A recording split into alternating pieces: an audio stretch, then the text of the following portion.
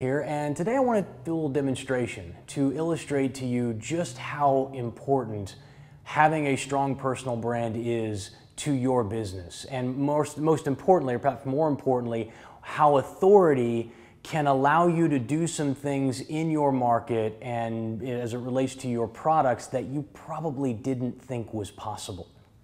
And if you're a coach or a consultant, this is probably going to be of particular interest to you. But even if you're not, if you sell brick and mortar or you sell another product or service that's unrelated to that, you're going to get a lot of benefit out of this as well. And I want to pose a question to you. What is the maximum amount of money that you would pay for a paperclip? Now this is kind of cool because I went down to my local Staples today and I bought 500 of these paper clips for about $7. And based on that, that makes this paper clip worth, if you divide it out, by about a penny. And you start thinking through some of the things that this paper clip can do for you. You could pick your handcuffs with it. You could, bind paper with it. You can make a bow and arrow with a rubber band out of it. When it comes to the utility of a single paper clip, there's really not a whole lot you can do with it. There's not a lot of metal there. And so when I asked you what you would pay for it, knowing that I bought 500 of these jumbo paper clips for about a penny a piece, let me ask you, would you pay, say, I don't know, $10 for this? Or $50? Would you pay $100 for it? $200? You see, what's interesting about this is that it's not so much the paperclip itself, but what the paperclip represents that gives it value in the minds of our prospects. So let me give you an example. What if I made the paperclip just a little bit bigger? And what if I made it out of, say, sterling silver? Something like this. Ooh, there's a sterling silver paperclip. It's a little bit bigger, yeah? Not a lot of increased utility there, though, is there? But it's made out of silver, and so, maybe it's worth a little bit more. And so I went ahead and weighed this paperclip, and it weighs about 0.3 ounces. Now, at a rate of about $15 per ounce for silver, that means if this thing was made entirely of sterling silver, it would be worth about $4.50. I bought this paperclip yesterday for $165. Now, before you get bent out of shape about the fact that I spent $165 on this paperclip, I want to explain why I did it. I did it to illustrate a point. You see, this particular paperclip came from Tiffany & Company. Tiffany & Company has been a brand. It came in this beautiful blue box. It's the blue box from Tiffany. And they have been kind of a staple for luxury and luxury brands since the 1830s. And when people buy something like this, they're not really buying the paperclip, they're not buying the utility of it, they're not really buying even the fact that it's sterling silver, because frankly, you could go buy a sterling silver paperclip just like this one for about $30 online. So why is it that someone is willing to pay significantly over market for something that has no more utility than this paperclip here, and frankly, that you could get cheaper, the exact same thing cheaper from a non-name brand supplier? The difference is, and the reason that people pay so much more for this paperclip is because it came from Tiffany's. You see, Tiffany's brand alone allows them to charge what is the equivalent of about 3,000,000% more than your run-of-the-mill average paperclip. And when it comes delivered in this beautiful, soft Tiffany bag, and you present it to whoever you're going to give it to, or you set it out on your desk, there's a story behind it. And that story is tied back to the name Tiffany's, or Tiffany.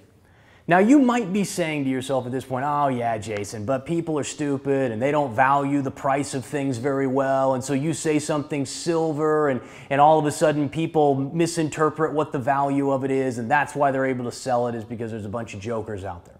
Well, I thought of that. And so I went out and bought myself a 2-pack of playing cards. Now you might ask yourself, what is a pack of playing cards worth? Well, I picked up these two for about $6.15 on Amazon. And they standard playing cards. You do with them what everybody does with them, standard poker playing cards. And then I went over to Tiffany's. Tiffany's has themselves some playing cards as well. They look something like this. And they are $80. $80. Now, while some people may misinterpret the fact that a sterling silver paperclip might be more valuable than it really is, how is it that Tiffany's is able to sell 2 decks of playing cards for hundreds of % more than what you can buy them for on any Amazon store or any game store in America? The difference is their name. You see, Tiffany & Company has built a brand reputation for luxury. So the very fact that you were at Tiffany's, or at Tiffany, I would say Tiffany's, at Tiffany means something in society today. There is a value above and beyond the utility or the actual product itself because it came from Tiffany's. Now, this is what I want to point out to you, and this is the important piece. I want you to think of what you might be able to charge. If Tiffany's can charge 3,000% more for their paperclip, and people will go and buy it, just simply because it came from them, and they'll pay hundreds of thousands of % more than they could get exactly the same paperclip online, then how much more could you be charging for your product or your service if you just had a little better brand? If you just took a little more time to build that authority, to make yourself a name that is synonymous with excellence in your field, in your industry. Could you charge double what you're charging now? Triple, quadruple? Here's the crazy thing, and here's what this deck of cards, if nothing less, from Tiffany's illustrates to me and should illustrate to you, is that there really isn't a limit. You see, we don't quantify value just strictly based on utility. And we certainly don't price value exclusively on where we can get the cheapest possible good of the exact same quality. You see, value isn't determined by you or me, it's determined by our clients. And the more value we can demonstrate in ourselves, in our own competency, in our own brand, and the more value other people see in it, the more we can charge for what we do. And so, as you are beginning to develop your brand and as you're putting it, just remember, there is no limit to what you can charge for what you do. It's simply a mental block in your head and the fact that you haven't established enough authority and enough brand recognition in your niche to be able to justify the increase in your fees. Now, if you want some help with this, I got something for you. It's a training that's going to give you 3 steps to help you start building a better brand and more authority online, and it's absolutely free. I don't want your email address. I literally want nothing from you except for you to go and watch the training. And you can get it by going to authorityexplained.com and checking it out.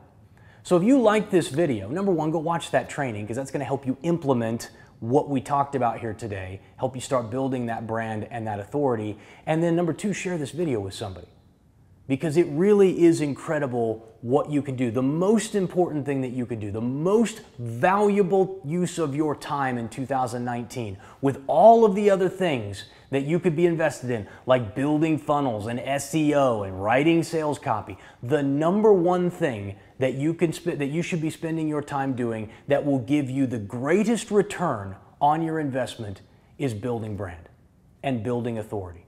If you are not doing that in today's era, you are missing the boat.